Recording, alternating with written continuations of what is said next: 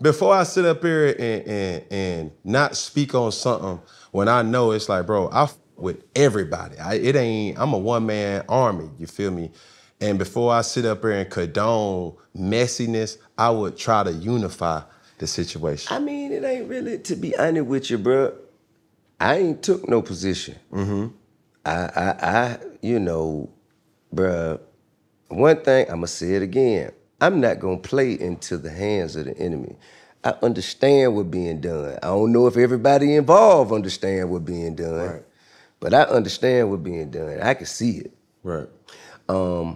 And just speaking about the subject at hand, I also understand the sensitive nature of it. Right. And why it's so important and impactful to our people. Right.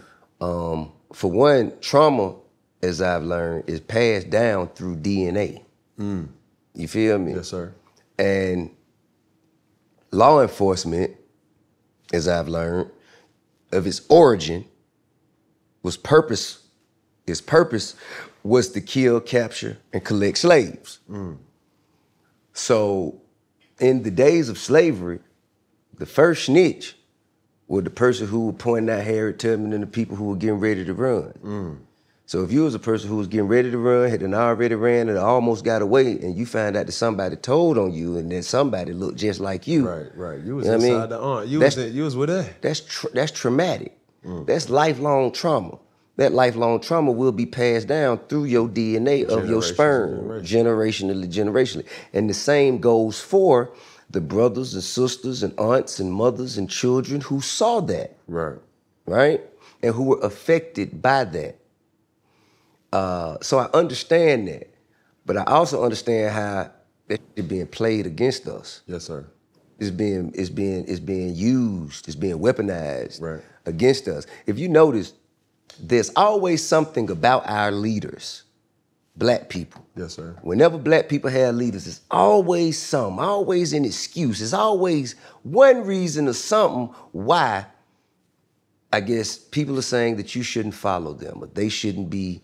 Some type of dirt it's always something. It's always something. You find a black leader that's in existence that they haven't threw mud on, that they haven't used something or another. It's always something. Whereas, look at the white leaders. They got tons of dirt on them and ain't nobody used it as a reason not to follow. Right. Or not to elect. You see what I'm saying? Right. So, I mean, I understand it, but I'm not a surface level thinker. Yes, sir. And I know that a lot of these opinions are coming from surface level thinkers. A lot of us are so traumatized and we've been so brainwashed. I mean, brainwashed and also manipulated. Right. That we are afraid of being tricked. And automatically we think somebody, no, you talking too smart, you trying to trick me. No. Okay, all right, so fine. Didn't make it too much sense. Must be a lie. You feel what I'm saying? That's the white man talking. You know what I'm saying? So I understand what I'm dealing with. So I try my best not to allow any emotion to come from it, but I gotta treat it as it is. Right. I mean, like, man, the more than anything, though, bro, like that whole situation. Because the situation came out and it was being used by the enemy trying to go against me, and I understand that. Right. It's so many of our people being used by the enemy. I don't know if they know it or not. I don't know if they volunteering for it. I don't know if they being misguided or manipulated into it, but it's so many of our brothers that are strong-minded and that have so much great potential to lead, but they're being manipulated by the enemy because the enemy knows that. You know what I mean? They know that. And man, so that had already been thrown out there, but I ain't really into clearing up nothing for strangers. Right. It don't even waste your time, energy, or effort, like, because you damned if you do, damn you. That's just like if you get a flag on the field, you not finna go talk to the people in the stands about how it's a bad call. You know what I'm saying? Especially if you the away team. Exactly. So I never addressed it because I know the truth and there's no need to. Correct. But now that somebody that I know, somebody that I welcomed in my home, somebody that I consider an ally, had did that, like that was like, whoa, okay, damn.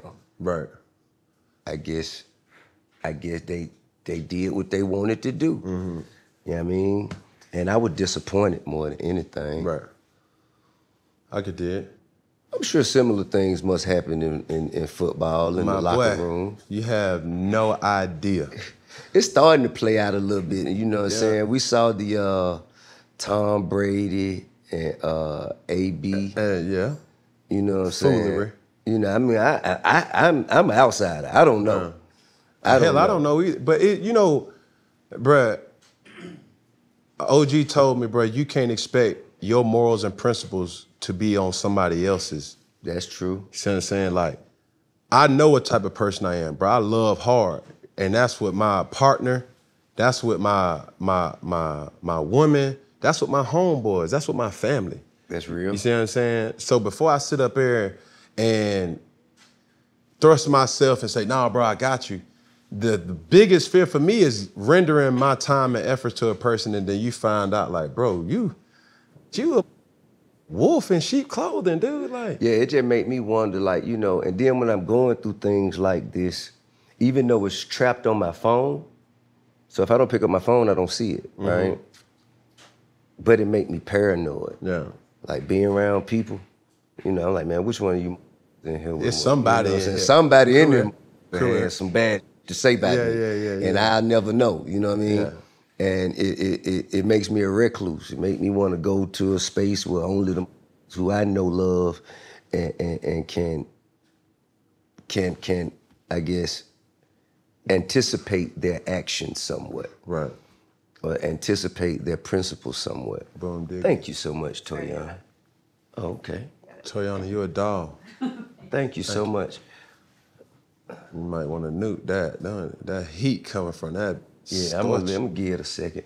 But but times like these, man, they also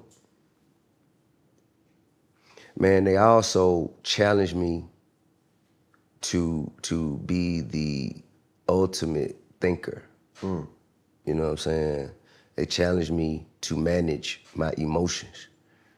They challenge me to present myself as God intended and not as much as I intended. Right. You know what I mean?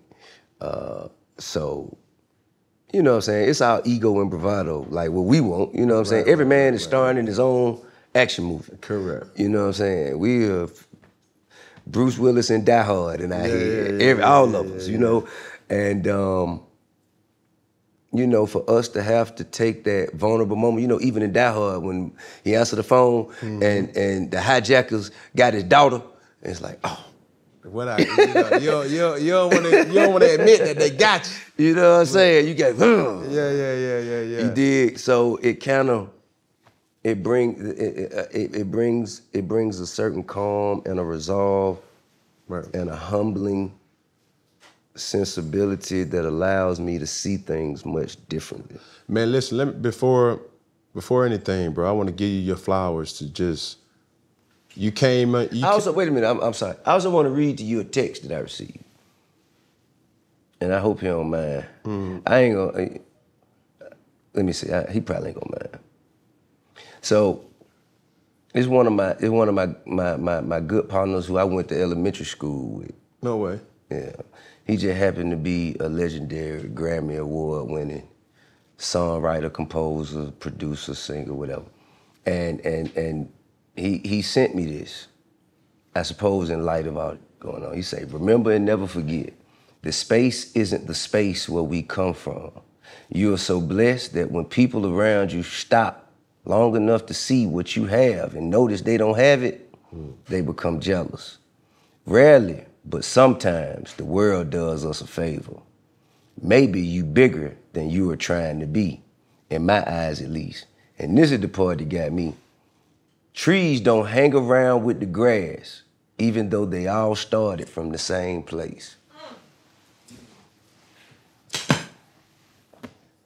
I would have cracked my damn phone. I would have dropped that.